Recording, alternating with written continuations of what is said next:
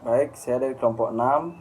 Nama saya Agung Madewdi Prastia, NPM 584. Di sini saya akan mempresentasikan pengendalian risiko.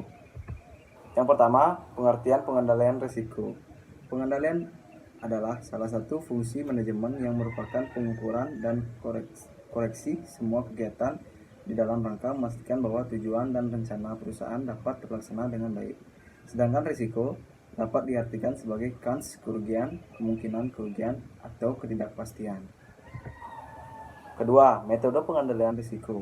Setelah manajer risiko melakukan identifikasi dan pengukuran risiko, maka tahap selanjutnya adalah memilih cara pengendalian risiko. Upaya-upaya untuk mengulangi risiko harus selalu dilakukan sehingga kerugian dapat dihindari atau diminimumkan dan sesuai dengan sifat objek yang terkena risiko. Ada beberapa cara yang dapat dilakukan perusahaan untuk meminimumkan risiko kerugian, antara lain: yang pertama, melakukan pencegahan dan pengurangan terhadap kemungkinan terjadinya peristiwa menimbulkan kerugian. Yang kedua, melakukan retensi, mentolerir membiarkan terjadinya kerugian dan untuk mencegah tergantungnya operasi perusahaan. Yang ketiga, melakukan pengendalian risiko. Yang keempat, mengalihkan atau memindahkan risiko kepada pihak lain, yaitu dengan cara mengadakan kontrak pertanggungan atau asuransi dengan perusahaan asuransi terhadap risiko tertentu.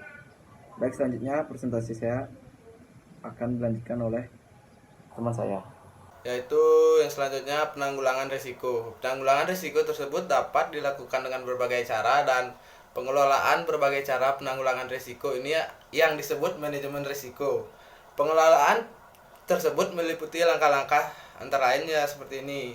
Yang pertama, berusaha untuk mengidentifikasi unsur-unsur ketidakpastian dan tipe-tipe risiko yang bisa dihadapi bisnisnya.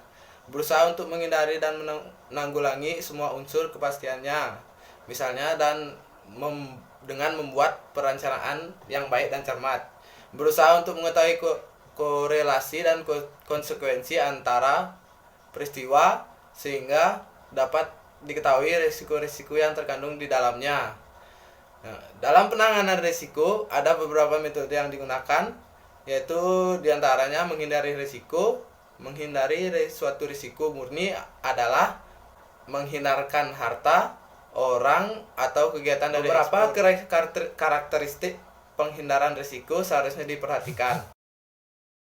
Boleh jadi tidak ada kemungkinan menghindari risiko. Misalkan jika ingin menghindari semua risiko tanggung jawab, maka semua kegiatan perlu dihentikan. Makin sempit risiko yang dihadapi, maka semakin besar kemungkinan akan tercipta risiko yang baru. Misalnya menghindari risiko pengangkutan dengan kapal laut dan menggantinya dengan angkatan darat akan memunculkan risiko yang baru, yakni risiko pengangkutan darat. Ya, sekian presentasi dari saya, akan dilanjutkan oleh teman saya. Di sini saya akan melanjutkan presentasi dari teman saya, yaitu tentang definisi resiko pembiayaan.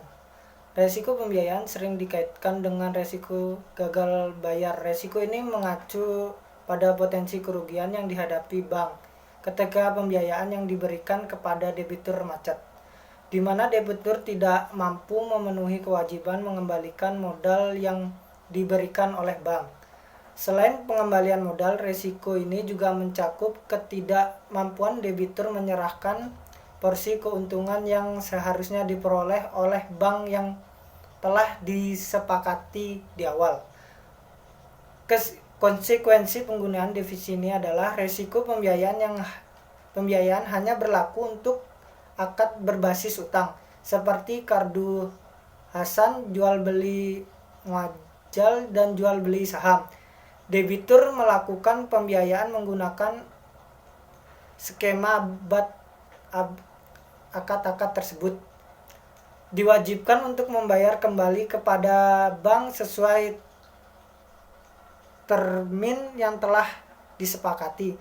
Kegagalan debitur melunasi kewajiban dianggap sebagai kondisi gagal bayar, yaitu gagal dalam membayar cicilan pokok maupun porsi keuntungan. Cara mengendalikan risiko pembiayaan ini adalah yang pertama, bank harus menetapkan sesuatu sistem penilaian yang independen dan berkelanjutan terhadap efektivitas penerapan proses manajemen risiko pembiayaan. Dan yang kedua, bank harus memastikan bahwa satuan kerja pembiayaan dan transaksi pembiayaan telah dikelola secara memadai dan eksposur risiko pembiayaan tetap konsisten dan limit yang ditetapkan dan memenuhi standar kehati-hatian.